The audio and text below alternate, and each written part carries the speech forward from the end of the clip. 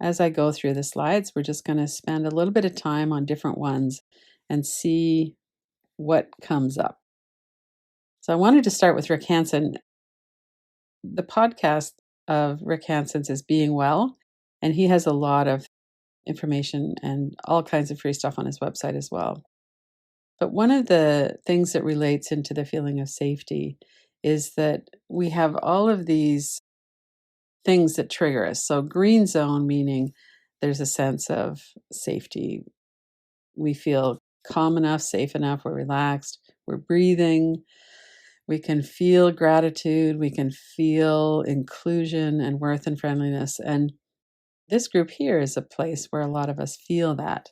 We feel like we can say anything here and we're not going to be shamed or judged. And sometimes it's really helpful to say, this is what's coming up for me, and have that. And other people are nodding and smiling, and we feel that inclusion. And if we were to walk into a room or a situation where we didn't have that sense, then our nervous system's going to be on red alert and we're not going to feel that. So we might be afraid or angry. If I was to walk into a demonstration of anti-Black Lives Matter or fascist or really right-wing people, I would be scared.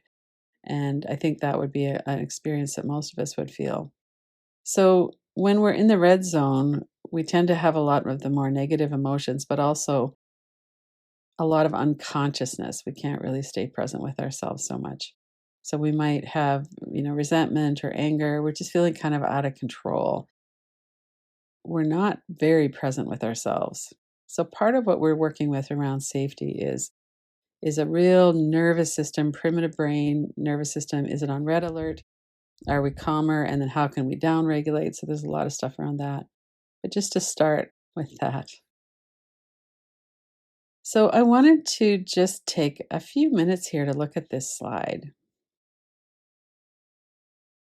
So in the United States, there's the right to bear arms, and including semi-automatic weapons.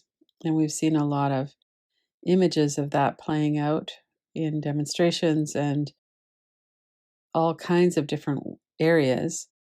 And we also saw a lot of people saw about the two lawyers from Connecticut who brought out these weapons and pointed them at a peaceful demonstration that was of people walking by their house.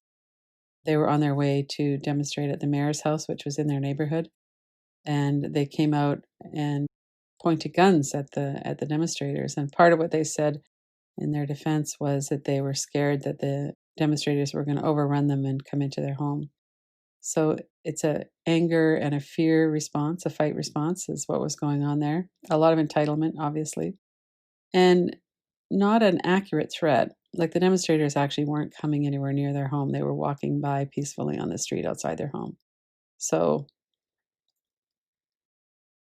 all of these are kind of just to look at examples. What comes up for you when you look at those images? We tend to be scared of people with mental illness and homelessness. There's a lot of statistics around homelessness and mental illness, and that's certainly been my experience too, is that when people have some kind of mental illness, it often leads to homelessness. There's not a lot of services that are available. It's not the only thing that brings someone to homelessness, that's for sure, but it's one of them. And homeless people is something that often we have the opportunity to work with, especially if we're in an urban area, because we will see it and we'll see people, and do we meet their eyes? Do we turn away? Do we have kind of judging or shaming thoughts? What our experience is, and oftentimes we're very uncomfortable. And if we can make somebody put them over there and blame them somehow, then it kind of makes us feel more comfortable, which isn't really a nice thing about human nature, but it's very common. I know when there's a lot of change now in the way we think about domestic violence and intimate partner violence. But I remember many, many times hearing, well, she made her bed, she should lie on it. And kind of a real lack of sympathy or understanding for someone who is in a situation of being physically abused. The same with hunger. It's distressing to look at a picture of children who are starving or who are hungry. It's distressing to think about all the pain that there is in the world. And one of the ways that we manage that is we put them over there.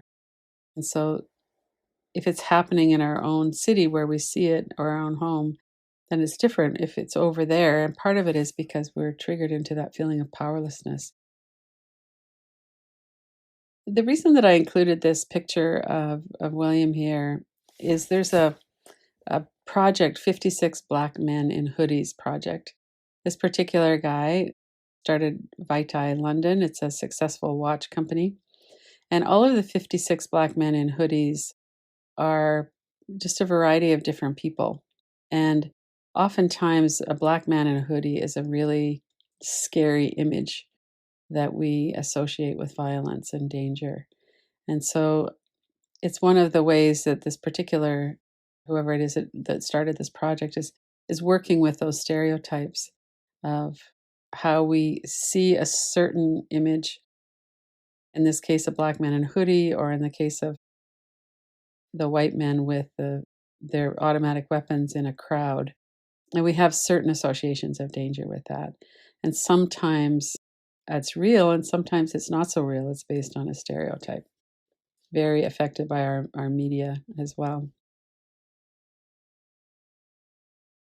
And so, one of the foundations, I think, of working with this is not to be in denial.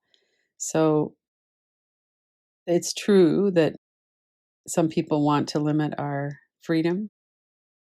As a lesbian, I certainly know that there are people who think that I am going to burn in hell when I die, and that I don't deserve to live and to have the freedom to do what I want.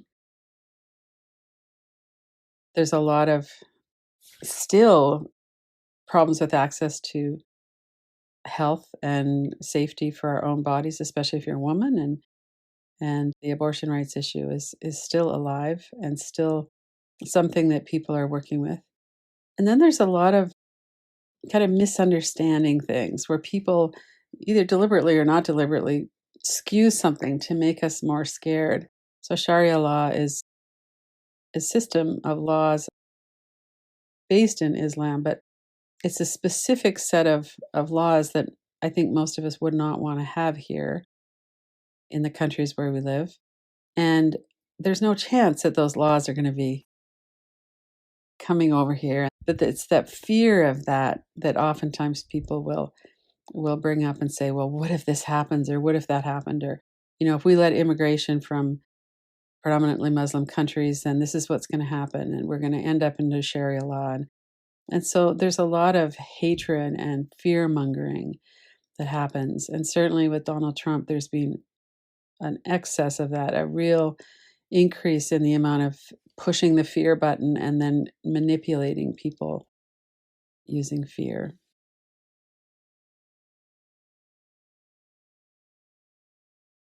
So we get to Rick Hansen again, who is a neuropsychologist. He's a psychologist who specializes in the brain. He's written many great books, Buddha's Brain and Resilience and many others. And really what he's saying is, he coined the little phrase, the brain is like Teflon for positive and Velcro for negative. So we have a negativity bias in the brain.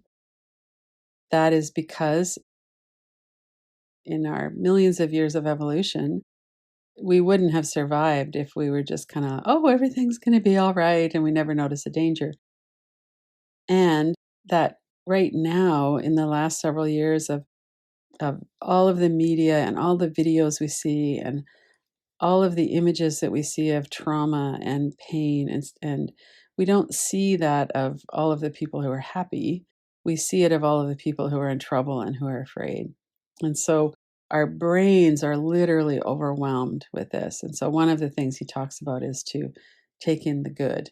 And so for 10 or 20 seconds, just to stop and take in the good and realize that we have to work so skillfully with our nervous systems right now, especially because we have, on the one hand, a lot of people who are triggering fear and hatred. And on the other hand, we're trying to work with downregulating our nervous system. So President Obama said it, learning to stand in someone else's shoes to see through their eyes, that's how peace begins. And then it's up to each of us to make that happen. Empathy is a quality of character that can change the world. So we're back to when we have someone in the other situation where we're afraid of them, we're uncomfortable. Might be fear of violence or death, but more likely it's a fear of some kind of social exclusion. Then how can we work with not disconnecting from them? How can we feel like we can identify with them? So the Black Lives Matter and the feminist movement and a lot of other social justice movements are talking about intersectionality right now. And Sharon Salzberg is a Buddhist teacher that many of you are familiar with. She's just written a new book called Real Change about activism, kind of really. And Audre Lorde is a Black lesbian from, I think she's died several years ago now, but she was very active in the 70s and 80s when I was involved in the women's movement. And she has had just a really clear understanding of oppression and how it all kind of works in together. So, what Sharon Salzberg is saying from a Buddhist and meditation perspective is the more we see all of the aspects of who we are, and if we can be connected with ourselves, then we can connect with other people. So this is a real fundamental piece of the healing trauma, is that we disconnect from ourselves and we shame ourselves, and the shame further disconnects us from ourselves and other people. And if we can't find a way of working with that, then we're not really going to be capable of connecting with other people. So in order to recognize someone who might not be just like us as having the same kinds of longings and fear and joy, we need to be connected within ourselves before we can connect with other people. So if we're shut down, if we're emotionally flooded, if we're angry, if we're afraid, there's not really going to be much chance that we can connect with other people. So that's a kind of a foundational piece that's good to know about. So the inquiry. So we'll spend several minutes on this. So this structure, if it makes sense for people, then feel free to use it. On the left, so if you were to imagine outside of your body on the left side, that there's all of your conditioning and there's all of your core deficiency beliefs, there's your fears, the stereotypes that hang out in there, all of that. And on the right side of the body, outside of your body on the right, there's freedom. And in the middle, where we are, we're doing some inquiry. So let's just take a minute to feel into that. And if that structure kind of works for you, then feel into what is it like over there on the left? Can you kind of sense or feel the energy of that? And what are some of the beliefs that you would have over there? I'm afraid of people who are not like me. I need to protect myself from people who hate me and who want to hurt me.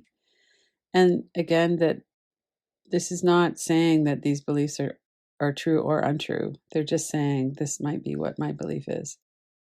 There are people who want to hurt us, so we're not saying that that's not true.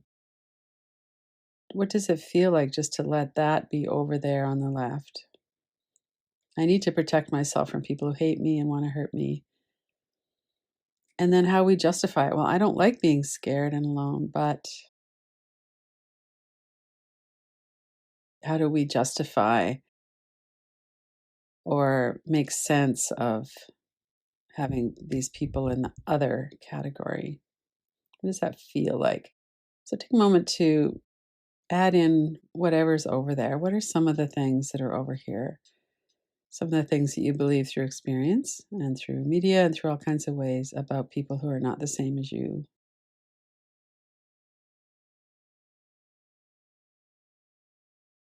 And remember that we can always do some tapping. Things get too intense, just tap on your forehead. Take your attention into the sound and sensation of the tapping. Really stay present in your body and your breath. If you start holding your breath, let it release.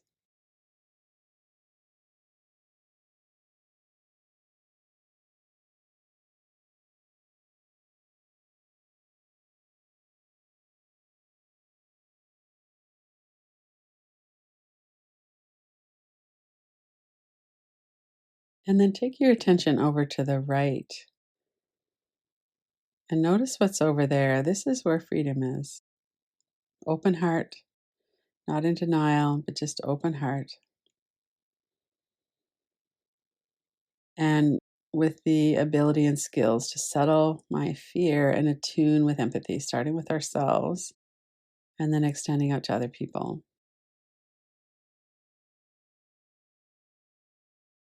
What would that feel like if that was true? And it's probably true part of the time and probably not true part of the time. We get triggered and kind of dragged back over into our conditioning.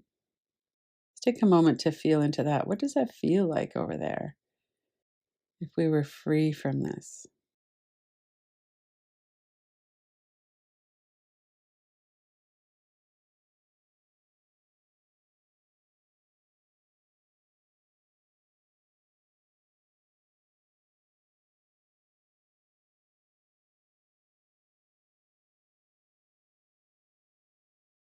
And one of the ways that we could conceptualize this is that sometimes whatever it is that's sticky in our conditioning has tentacles that reach over and kind of takes us out of freedom.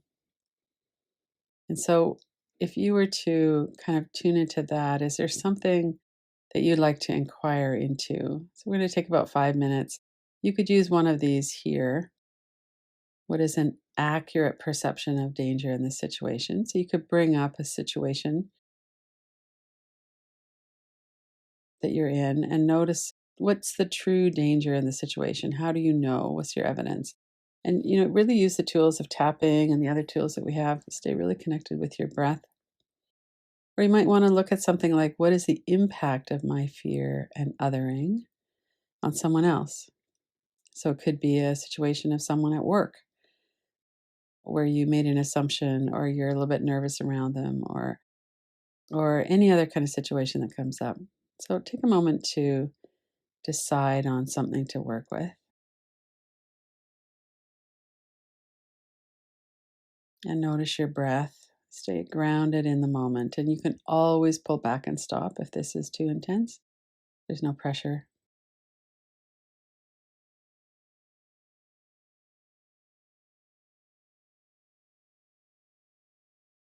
If there's fear in your body, notice where you feel it. Might be in your belly. That's a very common place to hold our fear. We might and likely have images that come up. So we could be working with looking at an image in our mind's eye or open the eyes, put it in the on the wall on the other side of the room.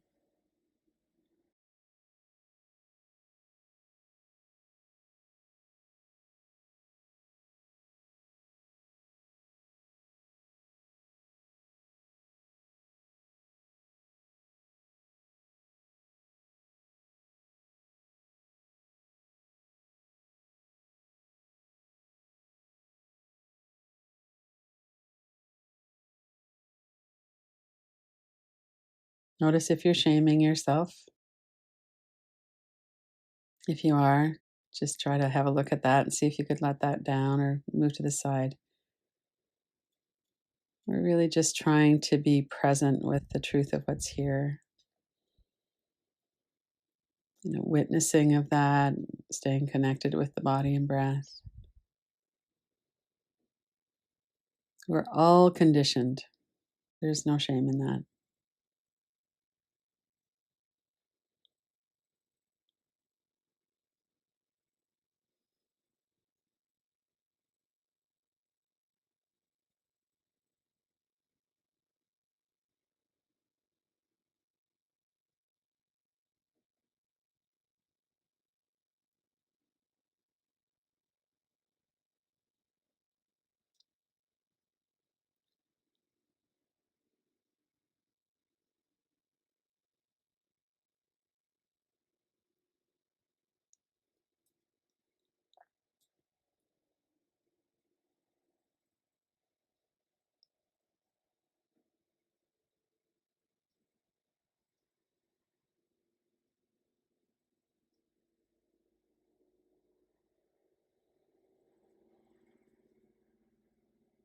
And keep orienting yourself back to the moment through your body and breath. And if you want to put this whole thing aside, you might put your hand on your heart, just kind of sit. What does your heart know about this? That would be another way to work with this. Let the words kind of move to the background and just really feel into that in your heart.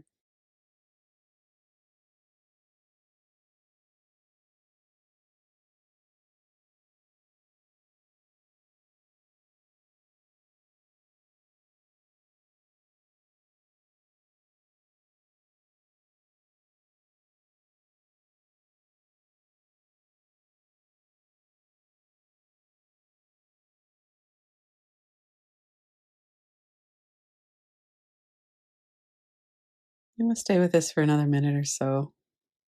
So, just to kind of wrap up, a lot of these kind of quick inquiries are more to maybe bring forward something we want to work with more later. So, you might want to make a mental note of that or a note of that. And if you were to be sitting in the freedom on the right side and aware of what's in the conditioning, what is it that's keeping you from feeling free, feeling safe?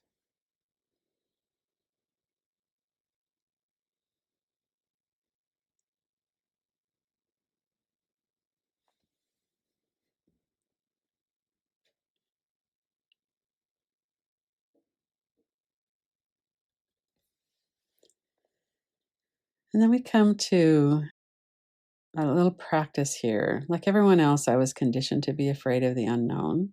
And this is also the situation in our primitive brain as well. Our mind, our brain scans the environment all the time for potential danger. And then we have all of the conditioning, the cultural, the group, the family conditioning that we have around other people, the unknown. And notice right now, if you were to put your hand on your heart if you want, or to sit with this, I'm willing to work with this and to connect with people who I might have in the other category right now. I'm willing to work with this and to connect with other. And just notice your response. There might not be any willingness at all. There might be a lot, might be a, I don't know, maybe. So let's just sit with this for a minute and see what's your response.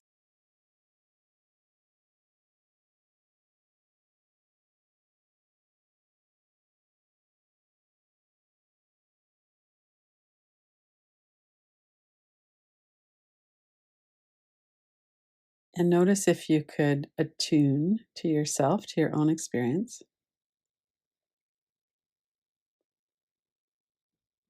If you can be present and accepting of what's here.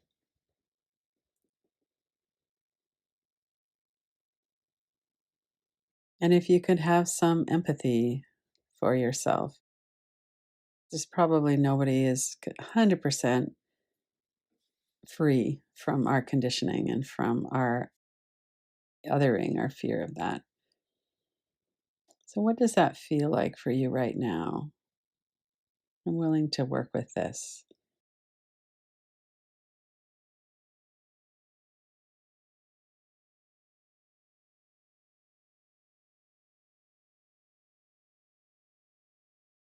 And I'm willing to extend that to other people as well. So, when I'm afraid of somebody or I feel that shutting down is starting to happen, maybe I could take a few deep breaths, kind of settle into that, let myself kind of have a heartfelt connection. What's this experience like for someone else?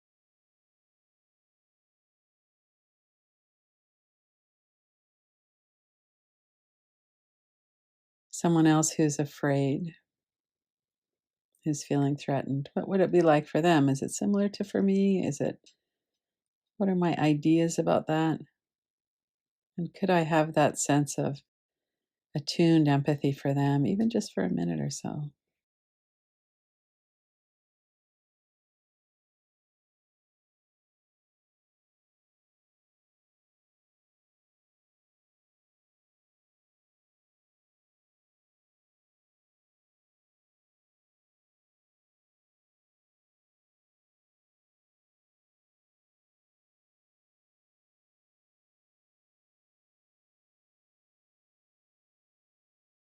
And you might even bring forward your experience in the group when someone else says something about their experience. What's your response to them? There could be a variety of responses, but notice the level of open heartedness and connection that we might have just for other people in this group.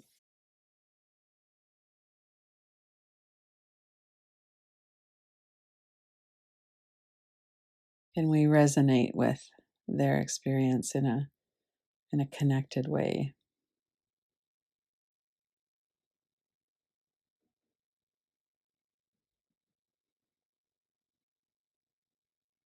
And then we're going to bring the practice to a close. So come back into your body, notice your feet, your seat, your breath. Move around a little bit if you'd like to. And let's come back to the group.